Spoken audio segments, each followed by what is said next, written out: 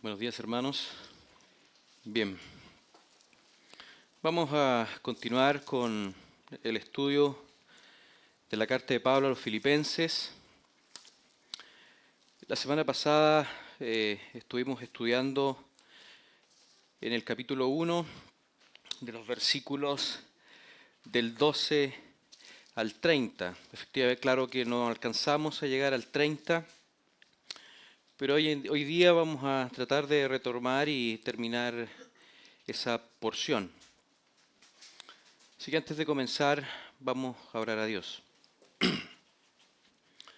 Señor, te damos las gracias por tu palabra, gracias por tu misericordia, tu fidelidad en nuestras vidas. Señor, te pedimos encarecidamente que transformes nuestras vidas a la estatura del varón perfecto que es Cristo. Ese debería ser la meta de cada uno de nosotros, crecer en piedad, crecer en misericordia, y la única manera que lo podemos alcanzar es a través de estudiar, conocer, entender tu palabra.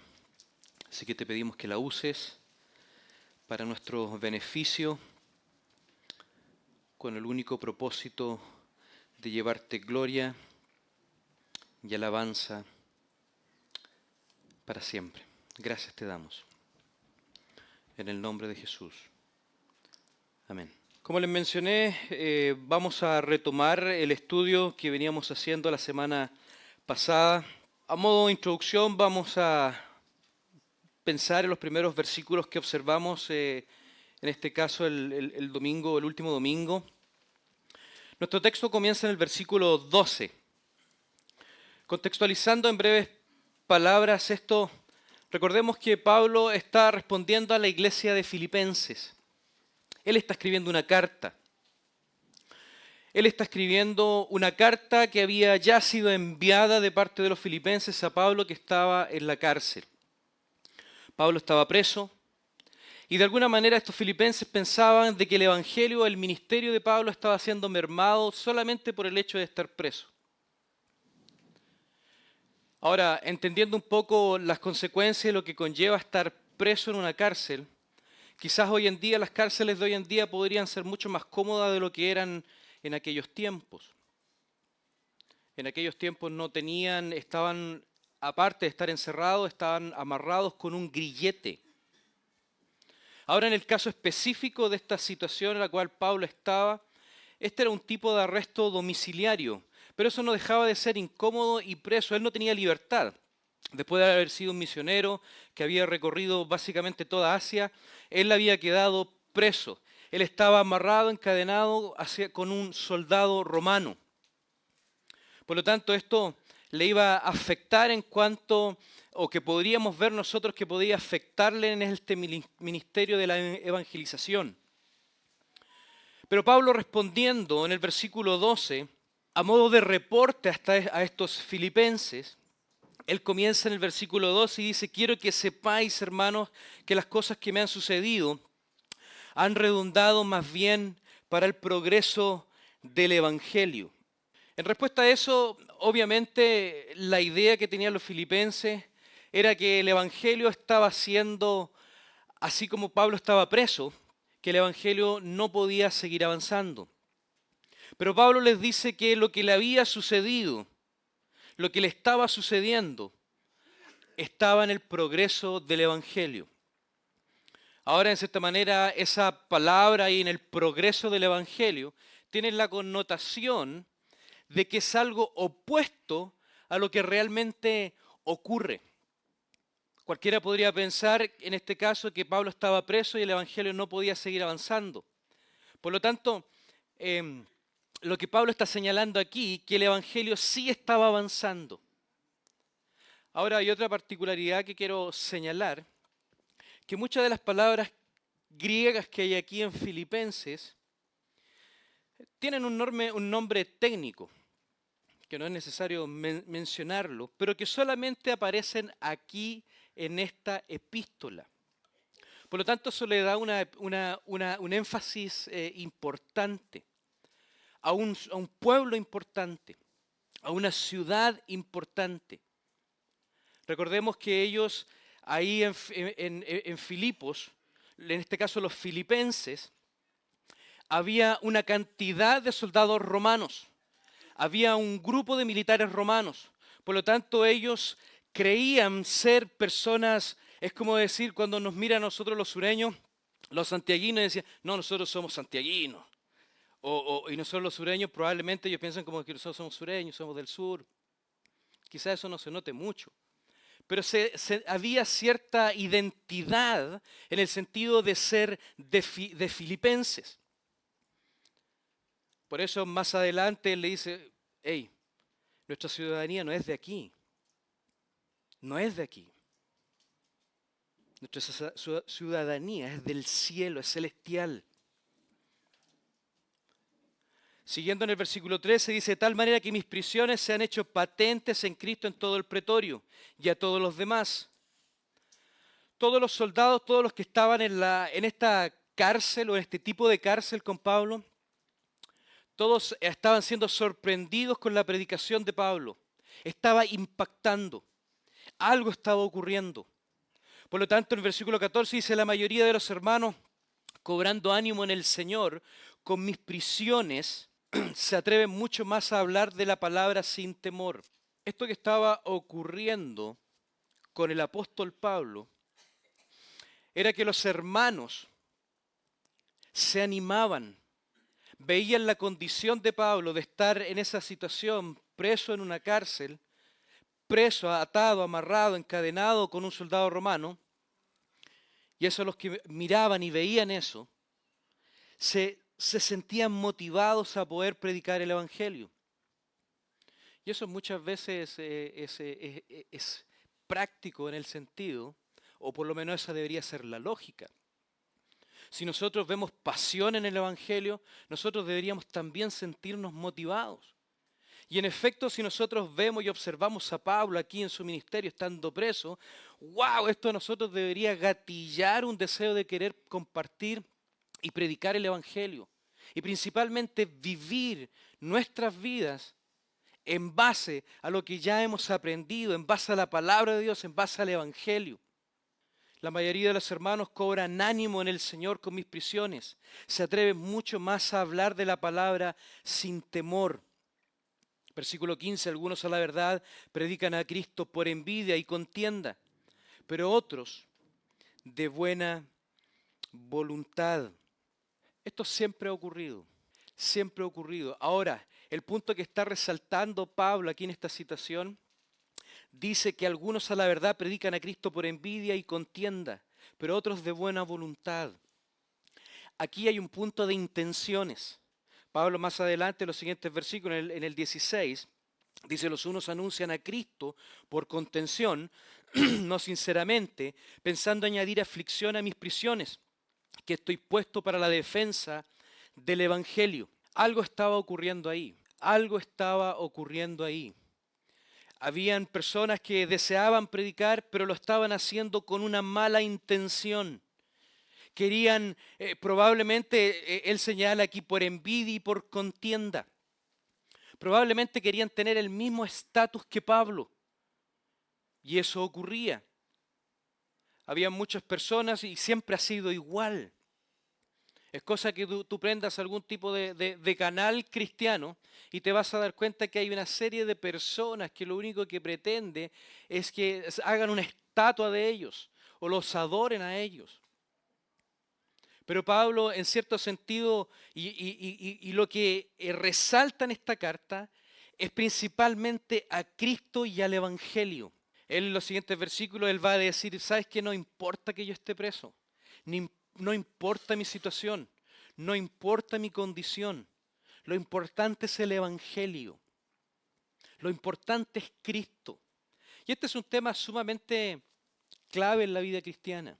Es muy importante en la vida cristiana, porque si tú no entiendes que Cristo es primero, que el Evangelio es primero, el Evangelio es Cristo, si tú no entiendes eso, todo lo demás va a perjudicar, vas a tener problemas en tu vida. Si tú no entiendes que el Evangelio es lo más importante En la historia de la humanidad, Cristo es el personaje, el hombre, Dios hecho hombre, más importante en la historia de la humanidad. En todo lo demás vas a tener problemas. El concepto de lo que señalaba Juan el Bautista cuando estudiamos el Evangelio de Juan, es necesario que yo mengüe y él crezca, no es tan simple como abracadabra y patas de cabra, no es como tan solo repetir eso, sino es entender la posición que tiene Cristo. Es cosa de que tú vayas a una librería, una buena librería, vas a encontrar una serie de libros, cientos de libros en cuanto al señorío de Cristo. ¿Cuál es la posición de Cristo? Ahora, el hecho de que tú mires a Cristo más abajo que tu hombro no quiere decir que eso es realmente así. Nosotros podemos pensar cualquier cosa, podemos creer cualquier cosa. El punto es si realmente la Escritura afirma eso. La Escritura afirma y se centra en la historia de la salvación, desde Génesis hasta Apocalipsis, se centra en el Señor Jesucristo, en el Evangelio. En el Evangelio. Todo se centra en el Evangelio. Algunos anunciaban a Cristo por contención, no sinceramente. Pensaban añadir aflicción a mis prisiones, dice Pablo. Versículo 17, pero los otros por amor, sabiendo que estoy puesto para la defensa del Evangelio. Siempre vamos a encontrarnos con esta situación. Siempre vamos a encontrarnos con esta situación. Ahora, esto no pone triste a Pablo. Esto no desmoraliza a Pablo. Esto no lo bajonea. Él no cae en depresión por esta situación. Mira lo que dice el versículo 18. Que pues, que no obstante de todas maneras, o por pretexto, por verdad, Cristo es anunciado. Y en esto me gozo y me gozaré aún. ¡Wow! Esto en cierta manera provoca en nuestra teología un golpe. ¿Por qué? Porque Pablo está aclarando cierta situación. Pablo, inspirado por el Espíritu Santo, él está aclarando que independientemente las motivaciones de los individuos, Cristo está siendo predicado. Cristo no está abordando, él está centrando. Cristo es predicado. Como lo mencioné la semana pasada, si hubiese sido una mala enseñanza, Pablo lo hubiese abordado como lo hace ahí en el capítulo 3 de Filipenses. Pero en este caso no aborda como que si esa predicación fuese un error. Él sí deja en claro de que hay malas motivaciones, pero no es un error. Pero lo que Pablo señala es que dice, mira, ¿sabes qué? No importa. Sea la motivación correcta o incorrecta, Cristo es anunciado. Y en esto me gozo y me gozaré aún. Nosotros muchas veces actuamos en cuanto a que algo nos pueda parecer mal. Y no es malo tener celo. Pero muchas veces, importante, no consideramos lo que es realmente importante. Es que Cristo es anunciado. Cristo es anunciado. Ahora al final de este versículo 18, Pablo dice, y en esto me gozo y me gozaré aún. Y aquí parte una característica importante. Perdón, del versículo 18 al 26 hay otra sección. ¿Y qué es lo que hace el cambio? Es aquí la última parte del versículo 18, cuando él apunta hacia el futuro. Pablo mira hacia el futuro. Observa lo que dice en la última parte del versículo 18 y dice, y en esto me gozo y me gozaré aún. Ahora, lo que estaba ocurriendo en cierto aspecto es que Cristo estaba siendo proclamado. En la situación que él estaba, no importa que lo que estuviera pasando. Pero él sí, eso que estaba ocurriendo a él le produciría gozo. No tan solo estando preso en la cárcel, preso amarrado con un soldado romano, sino que también le iba a causar gozo en el futuro, independientemente de lo que ocurriera. Independientemente que él fuera condenado, recordemos que él está esperando el juicio del César. Él está esperando el juicio allá en el Imperio Romano. Él está esperando que lo juzguen. Pero independientemente, él está en incertidumbre de lo que iba a ocurrir. Él no sabía lo que iba a ocurrir. Por lo tanto, de alguna manera, él no sabía lo que iba a ocurrir. Él estaba en incertidumbre. Así como los filipenses estaban aún mayormente en incertidumbre, ellos no sabían lo que iba a ocurrir. Por lo tanto, por eso ellos estaban preocupados del apóstol Pablo que estaba preso. Cristo está siendo anunciado y por esto me alegro. Es ahí cuando mira hacia el futuro de las circunstancias. Y él dice, me regocijo ahora y me regocijaré en el futuro. Ahora, de manera práctica, Pablo les quiere enseñar a estos filipenses porque los filipenses también estaban pasando por problemas, eso es lo que aborda más adelante. Estaban en problemas internos de la iglesia, habían problemas doctrinales, estaban atacando el evangelio, algo estaba ocurriendo ahí y él lo quiere abordar. Pero él quiere demostrarles algo. Él quiere enseñarse. Él les dice a los filipenses en cierto aspecto, oye, mira, como soy yo, como yo le obedezco a Cristo, como yo tengo a Cristo en mi vida, así ustedes deben obedecer a Cristo. De la misma manera en como yo sigo a Jesucristo, ustedes filipenses tienen que hacerlo. Todo está bien para mí, le dice a los filipenses. Amigos, todo está bien para mí. Me regocijaré. Miren lo que dice el versículo 19. Porque sé que vuestra oración y la suministración del Espíritu de Jesucristo, esto resultará en mi liberación. Versículo 20. Conforme a mi anhelo y esperanza de que en nada seré avergonzado. Antes bien, con toda confianza, como siempre, ahora también será magnificado Cristo en mi cuerpo, o por vida o por muerte. Porque para mí el vivir es Cristo y el morir es ganancia. Lo que Pablo está queriendo decir aquí es que me regocijo ahora. Me estoy regocijando por la situación que estoy pasando aquí preso. Estoy satisfecho. Estoy confiado, no tan solo en este momento, sino mirar hacia el futuro. Eso es difícil para nosotros. Nosotros cuando normalmente estamos enfermos, estamos pasando por tribulación, problemas económicos, nosotros nos enfocamos principalmente en nosotros mismos. No miramos hacia el futuro. No encontramos, o en este caso padeciendo por el Evangelio. No miramos hacia el futuro. Pablo nos enseña aquí que nosotros debemos regocijarnos en el instante cuando estamos pasando por el desierto, y a la vez estar confiado de lo que va a ocurrir en el futuro. Pablo más adelante dice, ya sea viva o si muero, independiente de lo que pase, de cualquier manera voy a estar bien. ¿Esa es tu teología? ¿Ese es tu entendimiento de la vida cristiana? ¿Así piensas? Esto es para todos nosotros. Yo creo que una respuesta principal diría, no. Si alguien dice que sí, no. Fracasamos en nuestros problemas. Fracasamos en el día a día cuando tenemos que enfrentar situaciones complejas. No decimos, Señor, hoy día estoy bien, pero no porque se fundamenta en pensar positivo, sino se fundamenta principalmente en lo que Dios dice en su palabra, por la única característica que es inmutable, no cambia.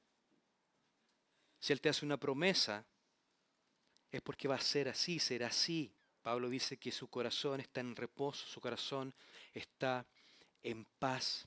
Lo que Pablo está diciendo aquí, mira, es que, miren filipenses, amados amigos, no sé lo que va a pasar en el futuro. No sé. No sé.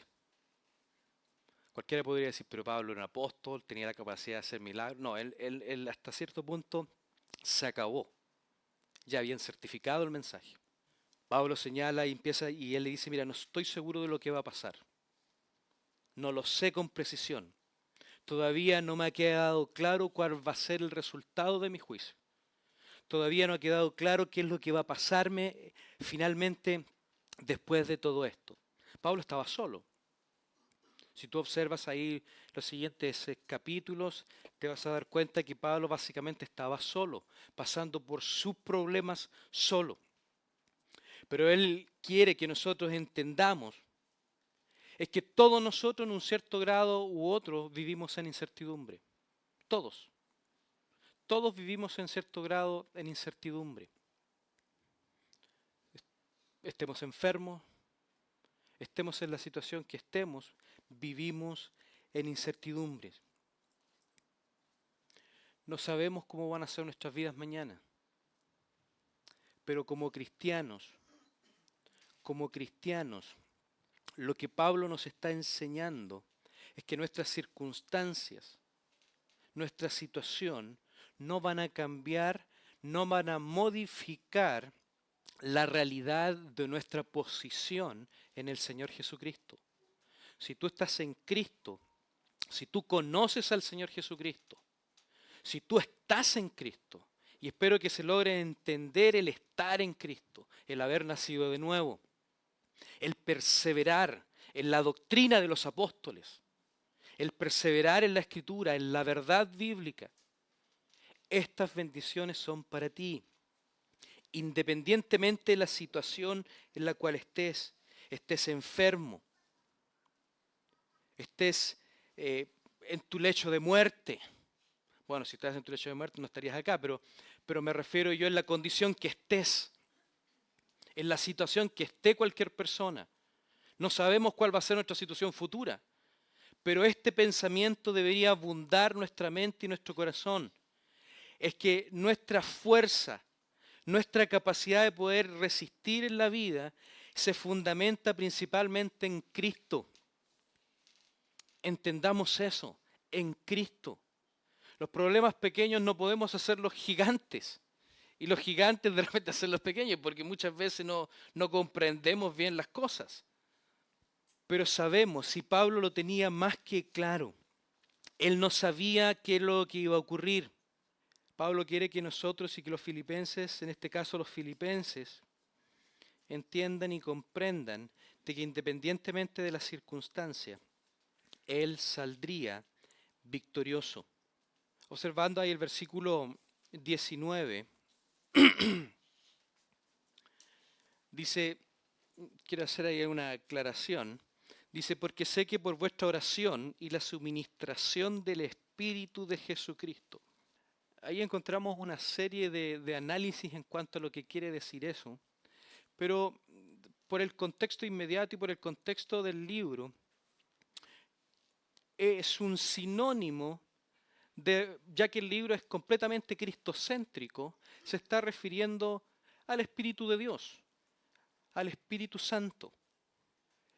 El punto es que él dice, porque sé que por vuestra oración y la suministración del Espíritu de Jesucristo, Pablo es un cristiano. Por lo tanto, un cristiano no puede estar recibiendo de maneras por dosis el Espíritu Santo. Dios no da el Espíritu por medida. El Espíritu viene completamente, el hombre que nace de nuevo lo hace de una sola vez. Por lo tanto, se está refiriendo no específicamente en el sentido al Espíritu Santo, perdón, lo dije así, pero no se está refiriendo específicamente a eso, sino para dar un sinónimo en el sentido de Cristo, porque es cristocéntrico. Él se refiere aquí a que eso iba a resultar en su liberación.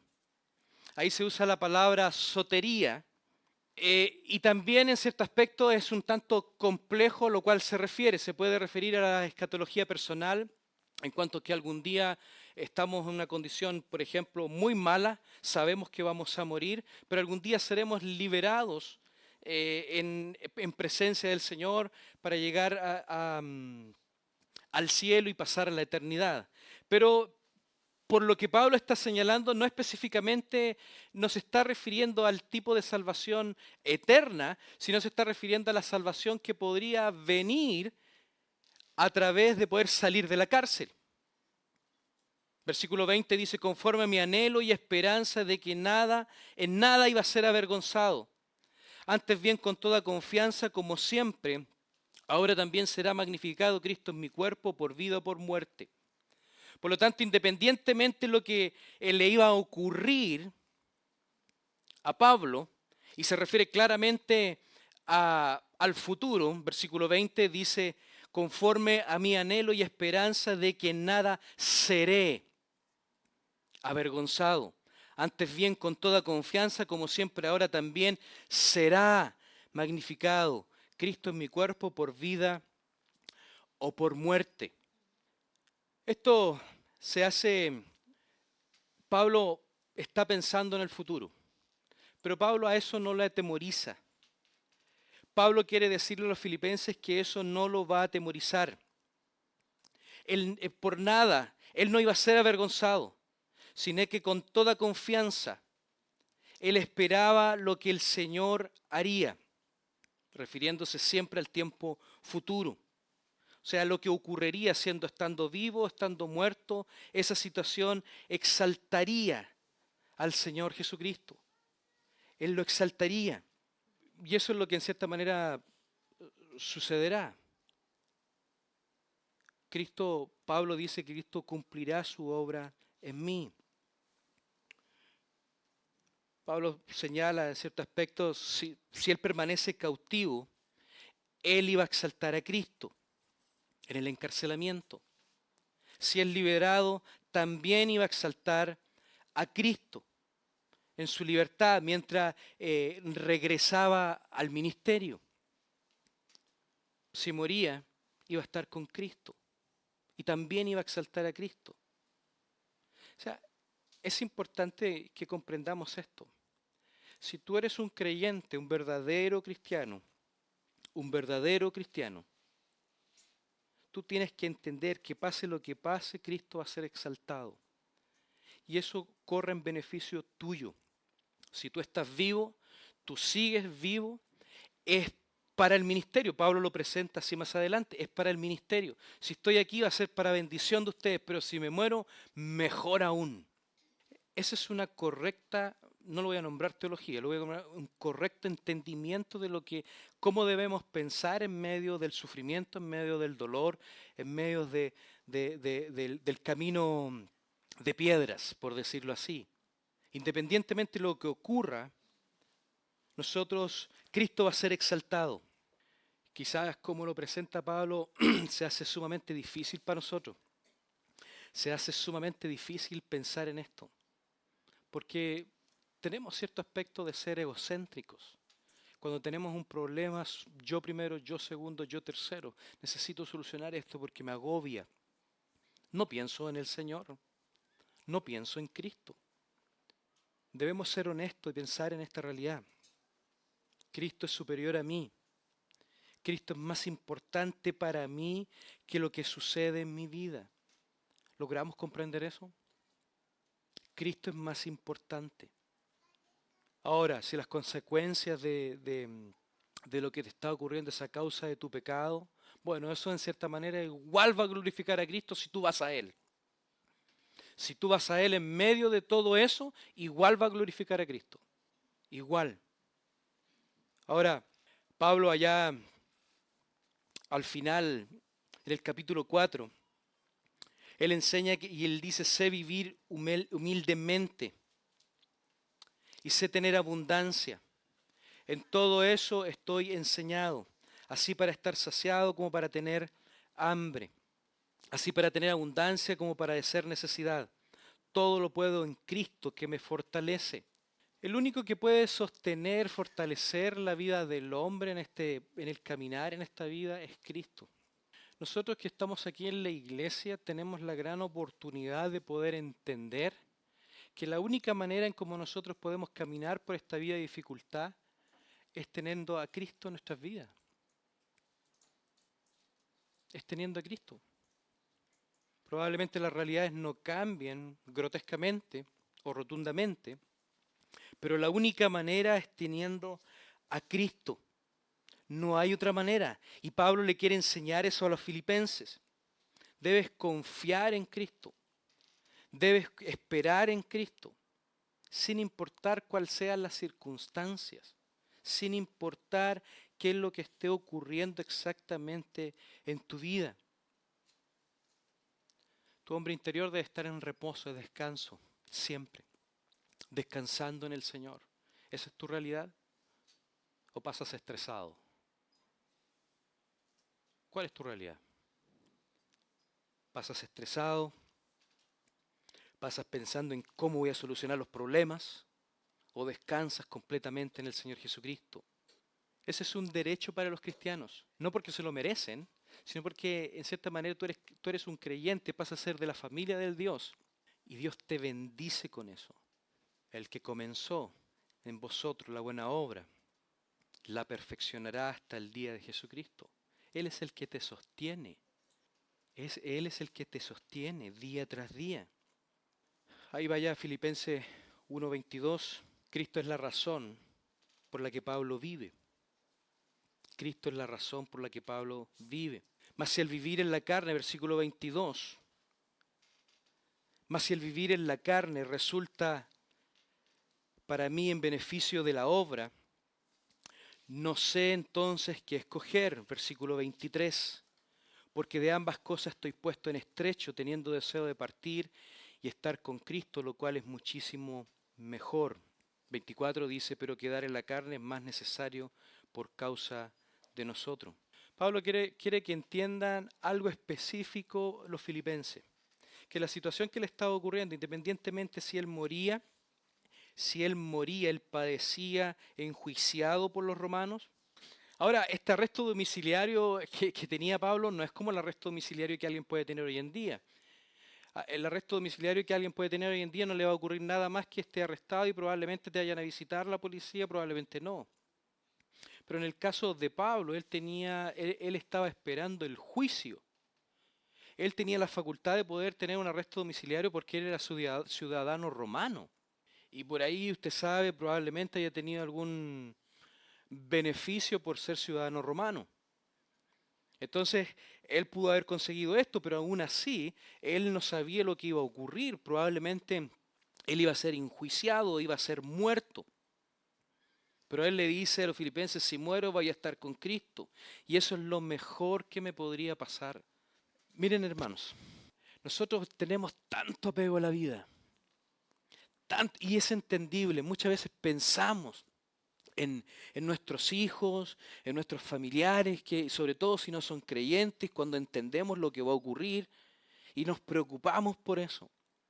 Pero Pablo, a pesar de todo eso, él quiere que los filipenses entiendan de que estar en vida es bueno, porque aún puedo estar con mis hermanos, compartir la palabra y puedo seguir en la obra del Señor.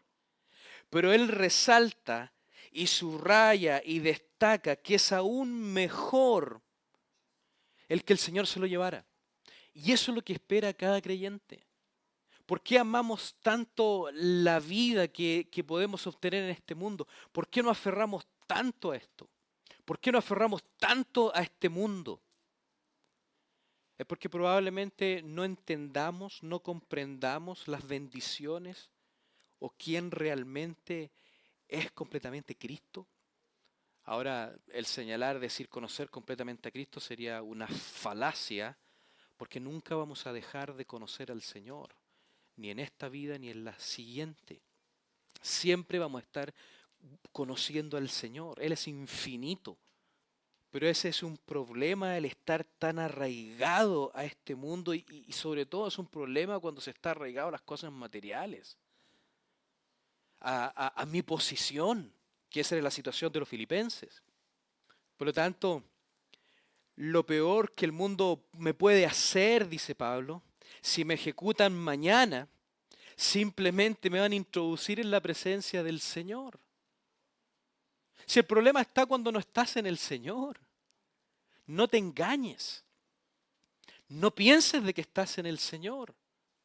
Tienes que confiar no en lo que tú pienses, sino en las afirmaciones que la Escritura hace del Señor mismo. No puedes imaginarte a Cristo, no te puedes imaginar a Dios. La descripción de quién es Dios está en la Escritura. No está en una, no quiero decir que las canciones son malas, pero no está en una descripción de una canción o de un cuento, ni siquiera de un libro. La descripción de Dios, cómo es, qué es lo que requiere, qué es lo que Él demanda, está en la Escritura. Está ahí. Pero el beneficio que los cristianos tenían y quería dejar plasmado el apóstol Pablo es que si él era ejecutado, iba a ser mucho mejor que cualquier cosa que tenía. La mejor cosa que tú puedes tener hoy en día es que el Señor te llama a su presencia y esa es la esperanza que debemos tener, vivir enfocados en eso. Quizás para muchos no puede sonar eso como, qué lata. No, es porque probablemente estés tan inundado con las cosas que te ofrece este mundo que valorices muy poco lo que el Señor Jesucristo te pueda dar o que tiene para nosotros como cristianos. En Cristo no hay pérdida, hermanos. En Cristo hay ganancia. En Cristo hay ganancia. Ahora, Pablo quiere que entendamos que Cristo es el consuelo de su alma en el sufrimiento. Él trae paz a nuestras vidas. Él es el consuelo, Él es la base de la paz en nuestro corazón, en nuestra alma. Independientemente de lo que ocurra, somos abandonados, traicionados, lo que fuese, el Señor siempre va a estar ahí. ¿Se acuerdan de Romanos 8 por allá, por el versículo 30? No hay nada que nos separe del amor de Dios. Ni la muerte, ni principado, ni potestad, nada. Es más, cuando tú cierres los ojos, cuando Pablo mismo escribió Romanos y él dice, ni la muerte nos separará. ¿Quién nos separará? No hay nada. Cuando tú mueras, finalmente puedes ver la cara no sé, de tu esposa, de alguien, de tu madre, el que sea, cuando tú cierres tus ojos, pero cuando los vuelvas a abrir, va a estar Cristo ahí para recibirte o para condenarte. Es tu decisión. No sé cuál es tu posición hoy día ante el Señor, pero eso es importante que comprendamos. Si estás en Cristo, vas a morir, vas a abrir tus ojos y de alguna manera vas a estar frente a Él, frente al Señor. Por eso no hay nada que te va a apartar de Él, no hay nada que te separe de Él. Nada, nada de nada. Ahora ahí los versículos 25 y 26 dice, Él aquí dice, y confiado en esto, sé que quedaré, que aún permaneceré con todos vosotros, para vuestro provecho y gozo de la fe, para que abunde vuestra gloria de mí en Cristo Jesús, por mi presencia otra vez entre vosotros. Aquí en estos versículos lo que observamos es que vemos la prueba para Pablo, que la prueba para Pablo, lo que él estaba padeciendo también era una prueba similar para los filipenses, la incertidumbre. La incertidumbre de lo que ocurriría era una prueba para él, era un problema. La incertidumbre siempre trae angustia. Alguien que no pueda decir eso, la incertidumbre siempre trae angustia. Siempre trae problemas, pero no un problema solamente mental, sino básicamente como de la parte interna del corazón, angustia en la parte, el alma. Siempre trae angustia y los filipenses estaban preocupados por Pablo. Pero Pablo les quiere señalar y les dice, estoy confiado en esto, estoy confiado en esto. Sé que quedaré, que aún permaneceré con todos vosotros para vuestro provecho y gozo de la fe. El hecho de que Pablo entendía claramente que si él vivía, él era liberado, no era para como muchos de nosotros pensamos, que Dios, vamos a usar algo que no abrazo mucho, pero un milagro de Dios cuando nos sana, en el sentido de que Dios obra soberanamente. Eso es lo que enseña Santiago. Dios obra soberanamente cuando, por ejemplo, en el caso tenemos una enfermedad. Dios nos sana. Dios obra en esa situación. Pero muchas veces nosotros, después que somos sanados de una enfermedad, no vivimos para la gloria del Señor. Pensamos que esa sanación o esa obra es como para mi propio beneficio. Es que Dios piensa que yo soy importante en esta vida. Por eso hizo esa obra, por eso me sanó. No, eso es equivocado. ¿De quién es el tiempo? Nosotros estamos limitados por el tiempo. Eso lo entendemos, ¿cierto? Todos nosotros estamos limitados en el tiempo. Dios no está limitado por el tiempo. Por lo tanto, si Dios te da más vida en una enfermedad compleja, ¿para qué es? Es por gracia, para que tú logres entender y busques a Dios en el tiempo que te queda. No es para otra cosa. No es para mis propios deleites. Es para que busques a Dios. El tiempo es gracia, es de gracia, es un regalo, porque no merecemos tampoco el tiempo. Nadie merece el tiempo. El tiempo es gratis. Y como si fuera poco, lo malgastamos. Y no es tuyo, es de Dios. Pero Pablo entendía claramente que él estaba confiado de que si él permanecía con ellos, era para su provecho y gozo en la fe, para que ellos se disfrutaran a Pablo, no en el sentido de la amistad, sino su enseñanza, todo lo que ellos podían crecer en el conocimiento. No hay nada mejor, hermanos, que ser exhortados, es ser corregidos. No hay nada mejor que eso. ¿Y de dónde está sacando eso, hermano? La Escritura. Toda la Escritura, 66 libros de la Escritura corrigen nuestra vida. Es lo mejor. Es lo mejor que podemos tener. Ser corregidos. Eso es lo mejor. Gozo en la fe. Ellos se iban a gozar sabiendo de que Pablo estaba ahí para ellos, para poder estar juntos. El versículo 26 dice, para que abunde vuestra gloria de mí en Cristo Jesús por mi presencia otra vez entre vosotros. Esto era fascinante para ellos, fascinante para Pablo en el sentido de saber de que si él salía era para el provecho de los demás. Porque él tenía claro que lo que le pasara, le sucediera, él iba a estar con Cristo. Qué esperanza más grande, ¿no? Estar confiado. Estar confiado de que independientemente de lo que nos ocurra, vamos a estar con el Señor. Ahora los versículos 27 al 30, estos versículos forman solo una unidad. Forman básicamente como el título a lo que va a venir después en el capítulo 2. Y en cierto aspecto esto comanda, dirige. Está todo esto dirigido por un solo verbo que está ahí y que está en el versículo 27. Mira lo que dice el versículo 27. Solamente que os comportéis. Wow. Solamente que os comportéis como es digno del Evangelio de Cristo, para que os sea que vaya a veros o que esté ausente, oiga de vosotros que estáis firmes en un mismo espíritu, combatiendo unánimes por la fe del Evangelio. Comportéis. Aquí el verbo es traducido como comportéis. Este es un mandamiento. Pablo está diciendo, oye, deben comportarse. Filipenses deben comportarse como es digno del Evangelio de Cristo. No vamos a alcanzar a profundizar, pero vamos a señalar, espero, lo más importante de esto. Aquí Pablo comienza un nuevo tema, pero que está relacionado estrechamente con lo que ya había dicho anteriormente. Caminen como es digno del Evangelio de Cristo. Después, ahí en el capítulo 2, él procede a explicar eso, a lo que va a señalar del versículo 27 al 30. Pero aquí en esta sección llegamos al meollo del asunto.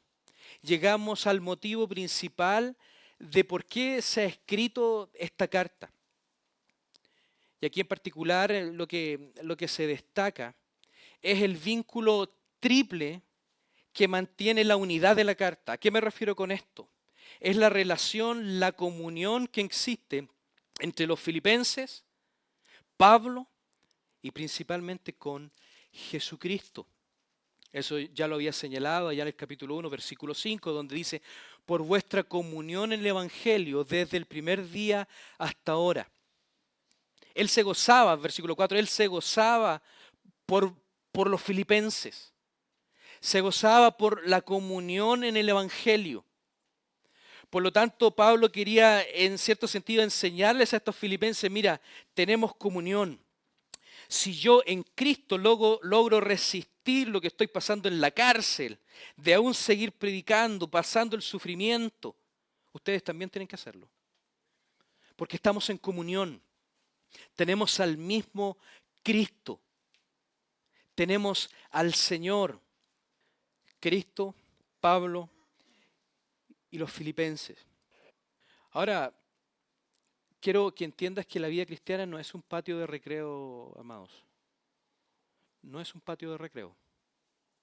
No es yo para venir a la iglesia, para venir a sentirme cómodo. Espero que nadie piense eso. Siempre pienso en esta realidad. Cuando yo quiero ver una película, voy al cine, hago el ambiente, me compro unas eh, popcorns, cabritas, me como unas cabritas y hago el ambiente de una película para eso. Cuando uno viene a la iglesia, uno viene a escuchar la palabra de Dios. No vengo a sentirme porque no hay diversión o algo así. La iglesia es para eso, aprender de Dios. Para eso fue establecida la iglesia. La iglesia no es un patio de recreo. La iglesia es un campo de batalla, hermanos. Siempre se va a estar batallando. Siempre. Somos hijos.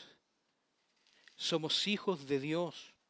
Disfrutamos de la comunión del Evangelio, como lo presenta Pablo ahí en el capítulo 1 del 1 al 11. Somos siervos que participamos en la promoción, en la predicación del Evangelio, como lo señala Pablo ahí en el versículo 12 al 26. Pero también somos soldados, somos combatientes defendiendo la fe del Evangelio. Ahora, el creyente con una sola mente puede tener el gozo del Espíritu Santo incluso en medio de la batalla. Solamente que os comportéis como es digno del Evangelio de Cristo, para que os sea que vaya a veros, esté ausente, oiga de vosotros que estáis firmes en un mismo espíritu, combatiendo unánimes por la fe del Evangelio. Ahora, aquí hay tres partes importantes. Primero, es el comportéis. Es el comportéis. La palabra a la que se refiere a esto es la que, como les señalé, marca un tema importante dentro de lo que está hablando Pablo. Aquí la palabra griega, ¿y por qué la voy a señalar? Porque es politeumai. ¿Qué quiere decir esto? Viene de la palabra polis. ¿Se acuerdan? Más o menos saben lo que es polis. Es una ciudad. El punto es que los filipenses se identificaban, se sentían cierto rasgo, como les decía, les señalaba en un principio, que de alguna manera ellos se sentían de que tenían una posición superior porque eran de Filipos, pertenecían a la iglesia de Filipos y porque eran de ese lugar. Sus credenciales eran porque eran de Filipos. Pablo le dice, no, y lo reitera. Él lo reitera ya en el capítulo, como les mencioné, más nuestra ciudadanía, capítulo 3:20, está en los cielos, donde también ahí esperamos al Salvador y al Señor Jesucristo. Ahora, esto de manera aplicativa para nosotros como iglesia, es que tú pienses en la realidad de que tu identidad no está en quién eres tú, en tus cosas materiales, en tu título profesional, en lo que sepas, en lo que no sepas, en tus estudios para yo involucrarme en el extranjero, etcétera, etcétera, etcétera. No está ahí tu identidad está en Cristo. Tu ciudadanía es celestial. A Pablo le importaba un cumino quién era quién. Él lo dice en el capítulo 3. Aunque tengo también de qué confiar en la carne, si alguno piensa que tiene de qué confiarse en la carne, yo más, dice Pablo. Circuncidado al 8º día, del linaje de Israel, de la tribu de Benjamín, hebreo de hebreos, en cuanto a la ley fariseo, en cuanto al celo perseguidor de la iglesia, en cuanto a la justicia, que es en la ley irreprensible, pero cuántas cosas eran para mí ganancia, las he estimado como pérdida por amor de Cristo. Y ciertamente aún estimo todas las cosas como pérdida por la excelencia del conocimiento de Cristo. Jesús, mi Señor, por amor, del cual lo he perdido todo y lo tengo por basura para ganar a Cristo. ¿Ese es tu pensamiento? Da lo mismo quién eres, da lo mismo lo que has hecho, da lo mismo. Ante el Señor, eso no es nada. Eso no es nada. Lo importante es tu posición en Cristo. Eso es lo que es relevante. Es si estás o no estás en el Señor. Eso es lo importante. Eso es lo importante en esto. Deben comportarse, filipenses, como es digno del Evangelio de Cristo. Para que sea que vaya a veros o que esté ausente, oiga de vosotros que estáis firmes en un mismo espíritu, combatiendo unánimes por la fe del Evangelio. Estáis firmes. Aquí está el estar firme, transmite la idea de firmeza o constancia o de coraje inquebrantable. Mire, dentro de uno de los ejércitos más renombrados y la manera en cómo peleaban, se me fue en esta película 300, los espartanos. En la realidad no es que fue tan así como muestra la película, pero sí en cuanto a cómo ellos combatían, ellos eran unidos. Ellos eran feroces, ir a enfrentarse con un grupo que tenía estas dos cualidades. Eran dignos. Se refería a que estaban con firmeza y que tenían unidad, como dice ahí en este versículo, estar firmes, era completamente peligroso. Era completamente peligroso. Enfrentarse con un ejército, en el caso de los espartanos, que estaban en unidad y firmeza, era peligroso. Por eso ese es el problema de la iglesia. Pablo le está indicando a la iglesia esto. Ellos no estaban en unidad. Por eso no eran peligrosos. No eran peligrosos para los de afuera. ¿Ustedes saben cómo era la iglesia primitiva? ¿Saben cómo era la iglesia primitiva? Mire, vayan a Hechos ahí 2:42. Dice, y perseveraban en la doctrina de los apóstoles, en la comunión unos con otros, en el partimiento del pan y en las oraciones. El versículo 43, 2:43, y dice, y sobrevino temor a toda persona y muchas maravillas y señales eran hechas por los apóstoles. Ahora, si tú vas al capítulo de Hechos, capítulo 17, miren lo que ocurría con la predicación del Evangelio. Esta era la iglesia primitiva. Dice, leyendo desde el versículo 1 del capítulo 17, pasando por Anfípolis y Apolonia, llegaron a Tesalónica, donde había una sinagoga de los judíos. Y Pablo, como acostumbraba, fue a ellos y por 3 días de reposo discutió con ellos, declarando y exponiendo por medio de las Escrituras que era necesario que el Cristo padeciese y resucitase de los muertos, y que Jesús, a quien yo os anuncio, decía él, es el Cristo. Y algunos de ellos creyeron y se juntaron con Pablo y con Silas, y de los griegos piadosos gran número, y mujeres nobles no pocas, versículo 5. Entonces los judíos que no creían, teniendo celos, tomaron consigo algunos ociosos, hombres malos, y juntando una turba, alborotaron la ciudad y asaltaron la casa de Jason, procuraban sacarlos al pueblo. Pero no hallándolos, trajeron a Jason y a algunos hermanos ante las autoridades de la ciudad, gritando, estos que trastornan al mundo entero también han venido acá, a los cuales Jason ha recibido, y todos estos contravienen los decretos de César, diciendo que hay otro rey, Jesús. Esa era la iglesia primitiva. Los detractores del Evangelio decían, esto alborota en el mundo. Mire cómo tienen el mundo. Ahora, ¿qué es lo que hace la iglesia? La iglesia no alborota a nadie.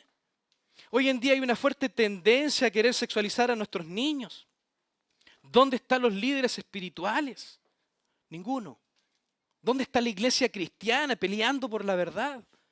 No está. No está.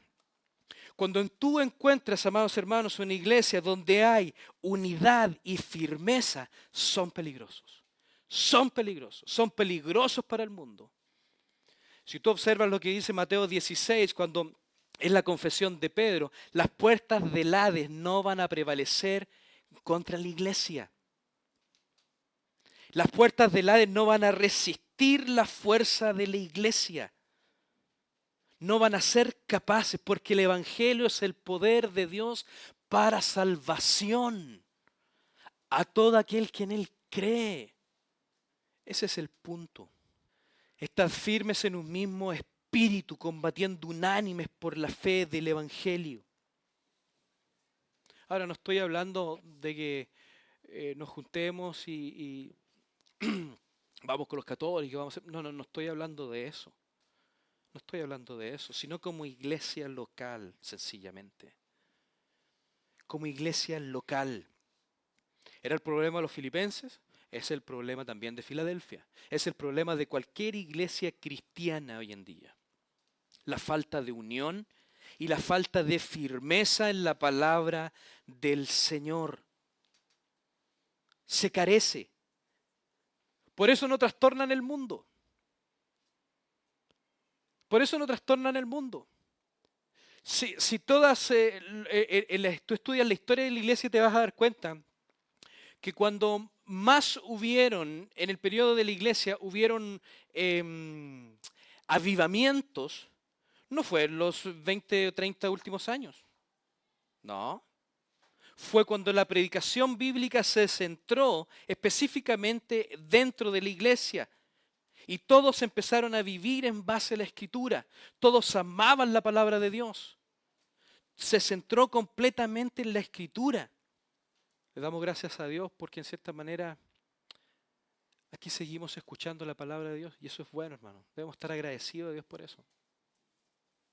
Tenemos hermanos fieles a la palabra y debemos agradecer al Señor por eso. Versículo 28 dice, y en nada estén intimidados. En nada estén intimidados por los que se oponen, que para ellos ciertamente es indicio de perdición, más para vosotros de salvación, y esto es de Dios.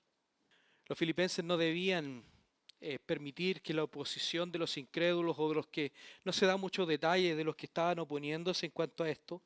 Sí se da un detalle ahí en el capítulo 3, que por una parte eran los judaizantes, pero Pablo está diciendo, miren hermanos, no deben permitir que esto los asuste. No permitan que la realidad del mundo los asuste. Ahora peor aún sería si nosotros pensamos decir, pero ¿hay algo que nos puede asustar? Sería peor. Sería peor. Afuera es difícil, hermanos. Hay una batalla por la mente. Por eso debemos ceñir los lomos de nuestro entendimiento, comprender lo que está ocurriendo. La iglesia debe ser un grupo unido. Debe haber unidad y firmeza en lo que hace. No nos puede tiritar la pera. No puede. No se debe. No estamos representando un individuo. No estamos representando al César. Estamos representando al Rey de Reyes y Señor de Señores. Y su nombre es Cristo. Su nombre es Cristo. Eso es lo importante. Eso es lo más importante en nuestra vida. Debería serlo. En nada intimidados por los que se oponen, que para ellos ciertamente es indicio de perdición, más para vosotros de salvación. Y esto de Dios. Para Pablo era seguramente fácil poder identificar a los detractores de la realidad del Evangelio. Pero él no quiere abordar exactamente apuntarlos, sino el que los filipenses pudieran entender el principio. No se intimiden, no tengan miedo. O sea, si hay alguien que murió con las botas puestas, ese fue Pablo. Fue Pablo. Estaba solo o con pocos, estaba preso, sufría, pasaba hambre, los filipenses eran lo único que lo ayudaban, pero aún así, todo él lo podía en Cristo. El sufrimiento, el dolor de su situación lo podía pasar porque estaba en Cristo. Porque a vosotros os es concedido a causa de Cristo, no solo que creáis en Él, sino también que padezcáis por Él. Todos los creyentes han recibido ese don de misericordia de parte de Dios. Todos los creyentes. Y ese es el privilegio de sufrir por Cristo. Cuando sufrimos por Cristo, cuando sufrimos por el Señor, es bendición. Es una bendición. Esta es la teología del sufrimiento.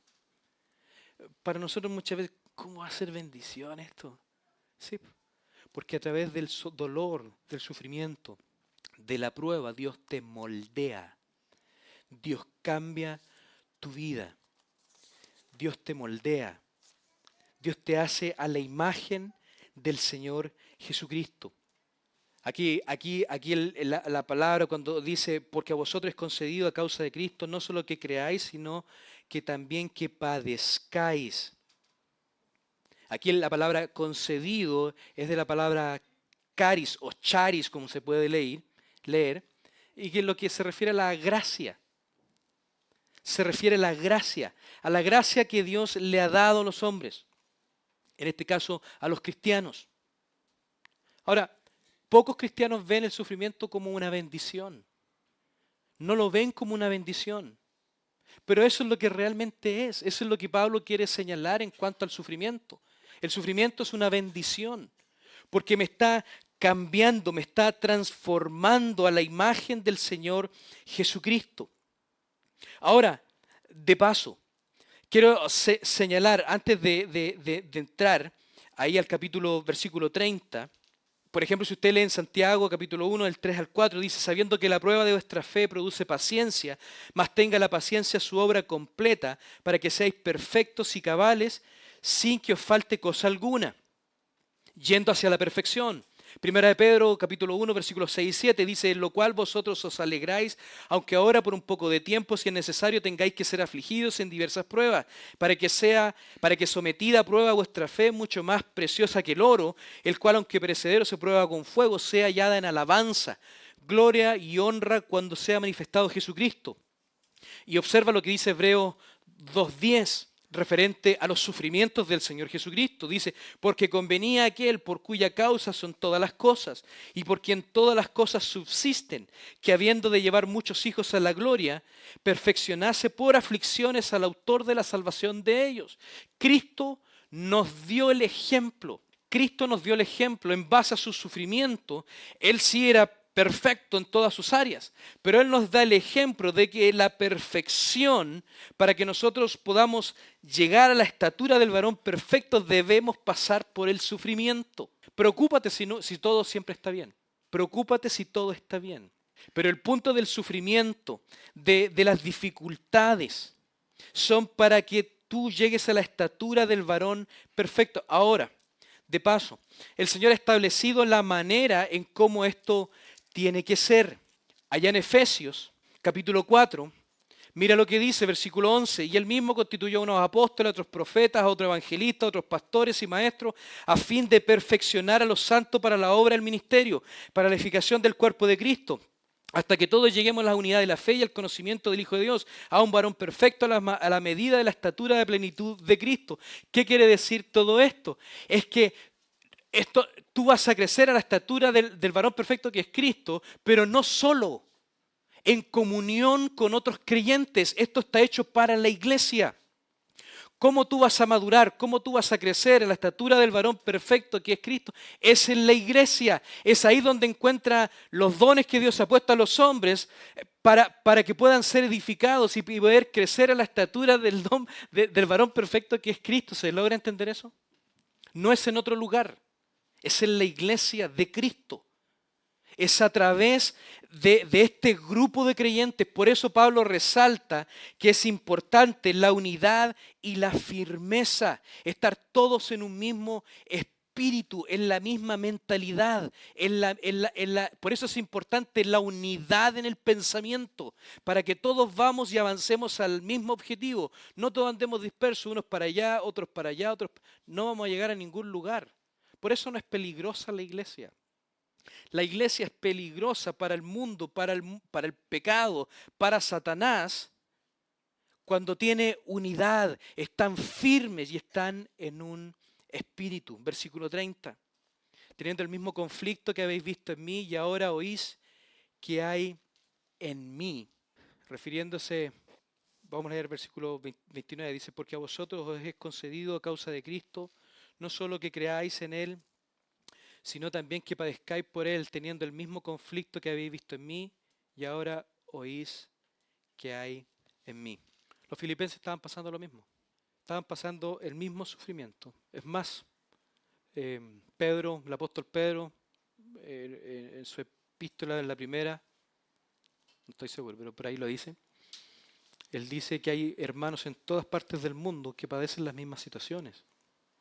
Los problemas, las dificultades, es normal. Es normal. Pero Pablo quiere llamar a los lectores, en este caso a los filipenses, para que soporten firmemente el antagonismo de los incrédulos. Pablo no le estaba pidiendo que ellos hicieran lo mismo, en el sentido, eh, sino que aprendieran de eso. Los estaba instando a unirse, a que estén en unidad, entre ellos unidos, como también con Él. Pero la base y el fundamento de todo esto era el Señor Jesucristo.